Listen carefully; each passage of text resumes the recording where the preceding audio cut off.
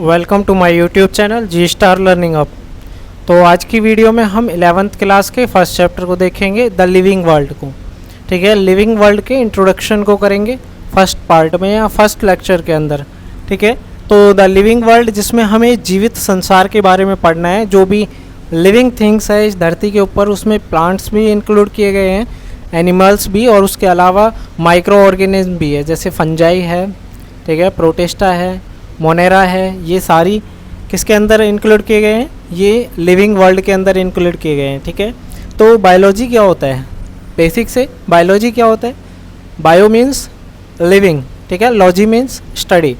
तो लिविंग की स्टडी को हम बायोलॉजी कहते हैं। ठीक है, तो बायोलॉजी की डेफिनेशन देखो, biology is the science of life form. जितनी भी लाइफ है, विभिन्न प्रकार की लाइफ प्रेजेंट है धरती के ऊपर। ठीक है, तो लाइफ के अलग अलग रूप हो सकते हैं। ठीक है, जैसे ह्यूमन बीइंग उसका एक रूप है, ठीक है, एक स्पीसीज है।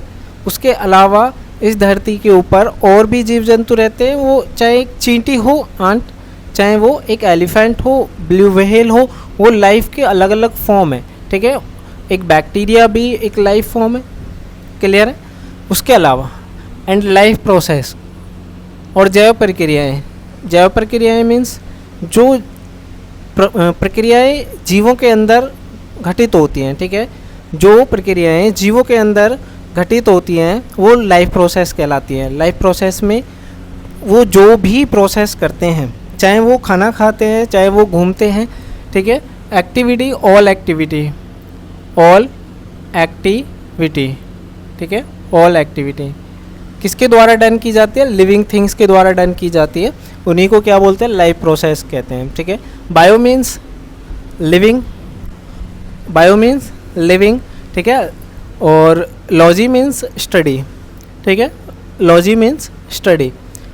किसी भी चीज़ की स्टडी के पीछे जो वर्ड होता है साइंटिफिक, उसमें लॉजी लगता है। ठीक है, जैसे टिश्यू की स्टडी हिस्टोलॉजी, ठीक है, ब्लड की स्टडी हिमेटोलॉजी। ठीक है, तो ऐसे ही biology, biology means living things की स्टडी।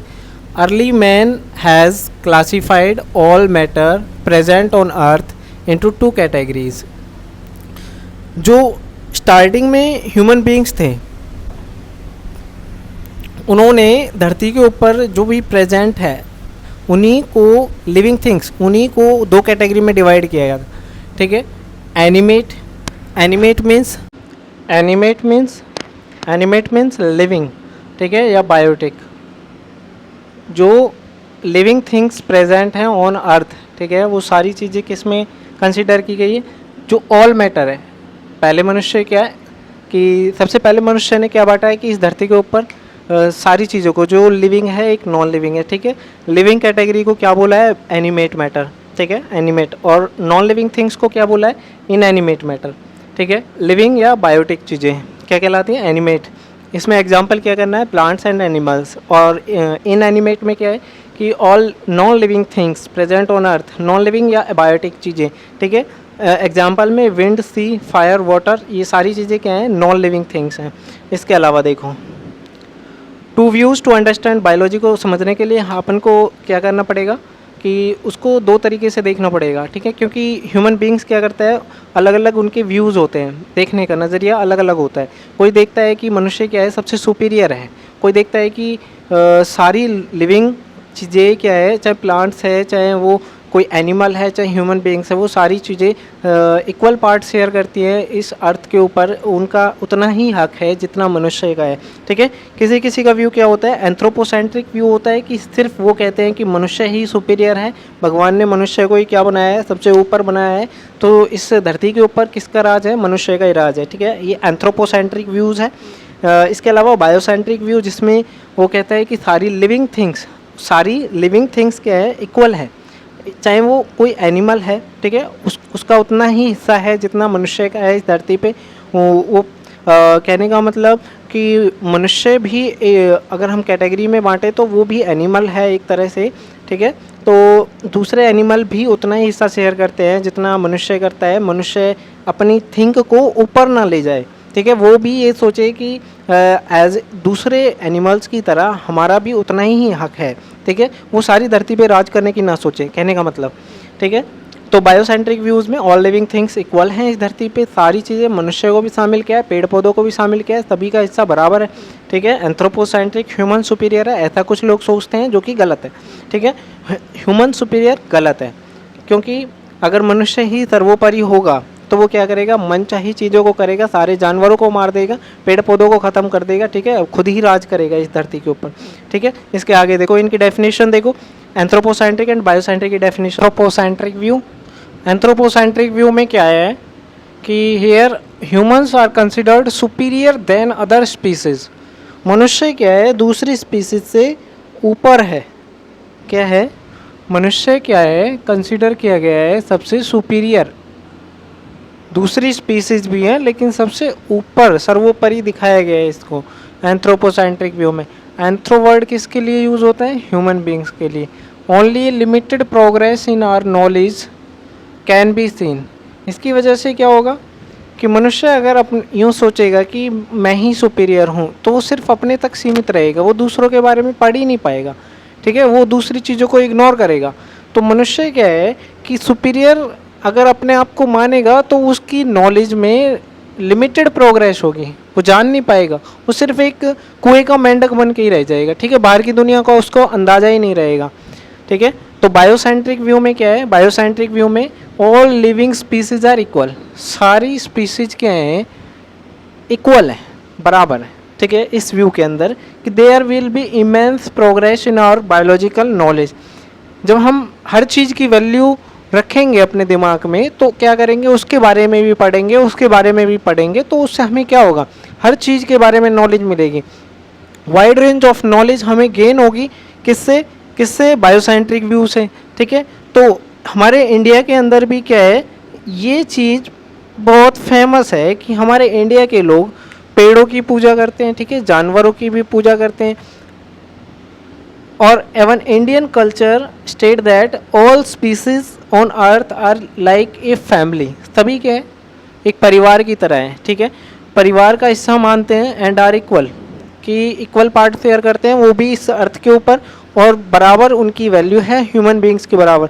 मतलब वो किसी भी स्पीसीज को वो क्रश नहीं कर सकते, ख़त्म नहीं कर सकते, कुचल नहीं सकते। सोचते हैं कि जितना हक इस धरती पे इनका है, मतलब हमारा है, उतना ही इनका है, ठीक है। सेम इनकी थिंकिंग क्या है, जो हमारे इंडिया के लोगों की थिंकिंग है वो क्या है, बायोसेंट्रिक व्यू टाइप की है, ठीक है। लेकिन उनमें कुछ लोग ऐसे भी हैं जो सिर्फ अपने को ही देखते हैं, उसके अलावा क्या करते हैं, दूसरे लोगों को क्या कर देते हैं, इग्नोर कर देते हैं, दूसरी स्पीसीज को इग्नोर कर देते हैं, उनकी कोई वैल्यू नहीं रहती, वो उन जानवरों को ख़त्म कर देते हैं, मार देते हैं, पेड़ पौधों को काट देते हैं। उनकी क्या है, एक नैरो थिंकिंग है, ठीक है। नैरो थिंकिंग मतलब बहुत संकीर्ण मानसिकता है उन लोगों की, ठीक है। उससे बाहर आएंगे तब जाके वो बायोसेंट्रिक व्यू को देख पाएंगे और इस वर्ल्ड की रंग बिरंगा होने का वो एहसास तभी कर पाएंगे, ठीक है। तो आगे देखो नेक्स्ट टॉपिक है हॉरिजॉन्टल एंड वर्टिकल सिमिलरिटीज़, ठीक है। लिविंग थिंग्स की एक खास बात ये होती है कि ये आपस में एक दूसरे से सिमिलरिटी रखते हैं, ठीक है, लिविंग थिंग्स। अच्छा, उनकी जनरेशन की बात करें, जनरेशन में भी होता है और आपस में, ठीक है, इंटर जनरेशन और इंट्रा जनरेशन, मतलब एक जनरेशन से नेक्स्ट जनरेशन में भी सिमिलरिटी होती है, उनके पेरेंट्स से भी, उनके एंसेस्टर जो पूर्वज रह चुके हैं, ठीक है। तो आगे देखो, हॉरिजॉन्टल एंड वर्टिकल सिमिलरिटीज़ होते हैं किसी भी ऑर्गेनिज्म में। तो हॉरिजॉन्टल में क्या है, हॉरिजॉन्टल मतलब कुछ इस तरीके से, वर्टिकल क्या है, ऐसे, ठीक है। मान लेते हैं कि यहाँ पर किसी पेरेंट्स के बच्चे हैं, ठीक है, एक ही जनरेशन में आपस में जो सिमिलरिटी होती है उनको बोलते हैं हॉरिजॉन्टल सिमिलरिटी, और जो सिमिलरिटी ऊपर से नीचे की तरफ ट्रांसफ़र होती हैं, ठीक है, वो क्या होती हैं, vertical similarities. Similarities with in A generation के अंदर क्या होती हैं, जनरेशन, एक ही जनरेशन के अंदर जो सिमिलरिटीज़ होती हैं उनको क्या बोलते हैं, हॉरिजॉन्टल सिमिलरिटीज़। बिटवीन सिबलिंग, जैसे भाई बहन के बीच में, सिस्टर एंड ब्रदर के बीच में जो सिमिलरिटीज़ होती हैं उनको क्या बोलते हैं, हॉरिजॉन्टल सिमिलरिटीज़, ठीक है। हॉरिजॉन्टल मतलब कुछ इस तरीके से आपस में ही, ठीक है। इसको इंट्रा जनरेशन कहते हैं, क्या बोलते हैं इसको, इंट्रा जनरेशन,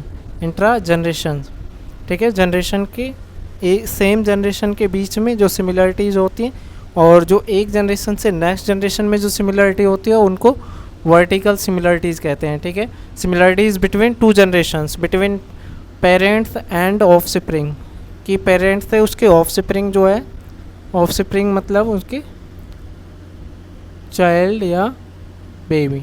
ठीक है, क्लियर है। तो पेरेंट्स और उसके बच्चों के बीच में जो सिमिलरिटीज़ होती हैं उसको क्या बोलते हैं? Vertical similarity. इसको इंटर जनरेशन भी कहते हैं, मतलब जनरेशन के बीच में एक जनरेशन से नेक्स्ट वाली जनरेशन जो आएगी उसके बीच में जो सिमिलरिटी होंगी उसको क्या बोलते हैं? Vertical similarities. ठीक है, तो ये सारा किसका खेल होता है? ये होता है डीएनए का। DNA is the genetic material in almost all living organism. ठीक है, तो मेजॉरिटी क्या है? डीएनए ही जेनेटिक मटेरियल होता है। इसकी अदर केस में आरएनए। आरएनए क्या होता है? कुछ वायरसेस के अंदर, वायरस को कंसिडर किया गया है नॉन लिविंग की तरह, तो उनके अंदर क्या होता है? आरएनए क्या होता है? जेनेटिक मटेरियल वायरस के अंदर होता है। तो लिविंग थिंग्स में ये जो सिमिलरिटी डिसिमिलरिटी की बात करता है, ठीक है, तो वो कौन करता है? वो करता है living organism are related to each other and to all organism ever lived on earth. जो पहले धरती पर रह चुके हैं या क्या है, एक दूसरे में, लिविंग ऑर्गेनिज्म के एक दूसरे के बीच में और या फिर धरती के ऊपर पहले भी जो ऑर्गेनिज्म रह चुके हैं, ठीक है, but to varying degrees as we all share common genetic material. इन सब के अंदर क्या होता है? कॉमन जेनेटिक मटेरियल होता है। ठीक है, सभी के अंदर क्या होता है? कॉमन जेनेटिक मटेरियल है। पहले जो रह चुके हैं उनके भी, उनके और जो एंसेस्टर हैं उनके बीच में भी, सभी के बीच में क्या होता है? कॉमन जेनेटिक मटेरियल है, लेकिन अलग अलग, थोड़ा किसी में कुछ ज़्यादा सिमिलरिटी शो करता है, किसी में कम शो करता है। हम उनसे मिलते जुलते हैं जो पहले रह चुके हैं जीव जंतु। ठीक है, ये धरती के सभी जीव जंतु आपस में एक दूसरे से मिलते जुलते हैं। ठीक है, मेल खाते हैं। पहले जो जीव जंतु रहे थे उनकी भी 2 आँखें थी, ठीक है, उनके हाथ पांव थे। ऐसे ही आज के जो जीव जंतु हैं उनके भी क्या है?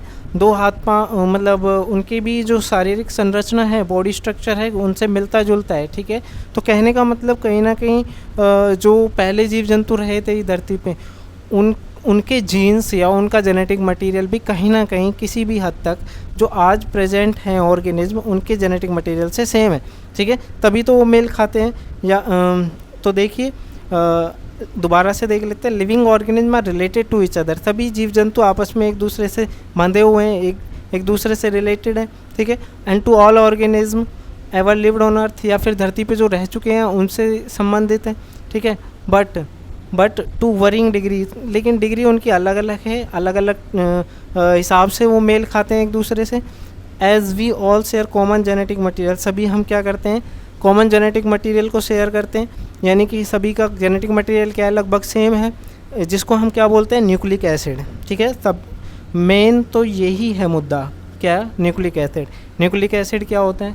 न्यूक्लिक एसिड ये पॉलीन्यूक्लियोटाइड की चेन होती है। ठीक है ना, DNA and RNA. Nucleic acid क्या होता है? डीएनए, जेनेटिक मटेरियल बोलते हैं इसको आरएनए। ठीक है, आरएनए हमारी बॉडी में भी रहता है लेकिन जेनेटिक मटेरियल नहीं है। ठीक है, वो प्रोटीन बनाने का काम करता है। डीएनए क्या है? DNA almost majority of organism के अंदर ज़्यादातर क्या होता है? डीएनए, जबकि ये वायरसेस के अंदर मान लेते हैं। ठीक है, वायरसेस के अंदर, वायरस के अंदर क्या होता है? जेनेटिक मटेरियल आरएनए, जो न्यूक्लिक एसिड है। ठीक है, एक बार रिवाइज कर लेते हैं। Horizontal and vertical similarity. Horizontal मतलब ऐसे, ठीक है, एक जनरेशन है, उसके क्या है? बच्चे हैं, बच्चों के बीच में जो सिमिलरिटी होगी, स्पीसीज़ जो है या जनरेशन जो है उनमें क्या होगी? सिमिलरिटीज़ क्या कहलाता है? Intra generation. ठीक है, ये आपका क्या है? Similarity with in A generation between siblings, भाई बहन के बीच में। सिमिलरिटी बिटवीन 2 जनरेशंस, एक जनरेशन फर्स्ट जनरेशन, फिर उससे नेक्स्ट जनरेशन आई, वो सेकंड जनरेशन। तो जनरेशन के बीच में जो सिमिलरिटीज़ होती है वो क्या कहलाती है? वर्टिकल और जैसे पेरेंट्स और उसके बच्चे के बीच में इंटर जनरेशन, ठीक है। और नेक्स्ट है कि लिविंग थिंग्स जो इस धरती पे प्रेजेंट हैं वो एक दूसरे से मेल खाते हैं, उनसे भी मेल खाते हैं जो धरती पे रह चुके हैं कभी, ठीक है। तो लेकिन अलग अलग वो एक दूसरे से मेल खाते हैं अलग अलग डिग्री के हिसाब से, कोई किसी से ज़्यादा मेल खाता है तो कोई किसी से कम खाता है, ठीक है। तो उनका जो कॉमन जो रूट है जिसकी वजह से वो एक दूसरे से मिलते जुलते हैं वो जेनेटिक मटीरियल है, और वो जेनेटिक मटीरियल क्या कहलाता है? न्यूक्लिक एसिड कहलाता है, ठीक है। न्यूक्लिक एसिड में क्या है? डीएनए एंड आरएनए, ठीक है। डीएनए क्या है? लगभग सभी ऑर्गेनिज्म के अंदर क्या होता है? डीएनए प्रेजेंट होता है, जबकि आरएनए कुछ वायरस के अंदर होता है, ठीक है। इससे आगे का जो पार्ट रहेगा उसमें हम अर्नेस्ट मेयर वगैरह के बारे में देखेंगे, ठीक है। अर्नेस्ट मेयर के बारे में डिटेल में देखेंगे और उसके बाद इस चैप्टर को और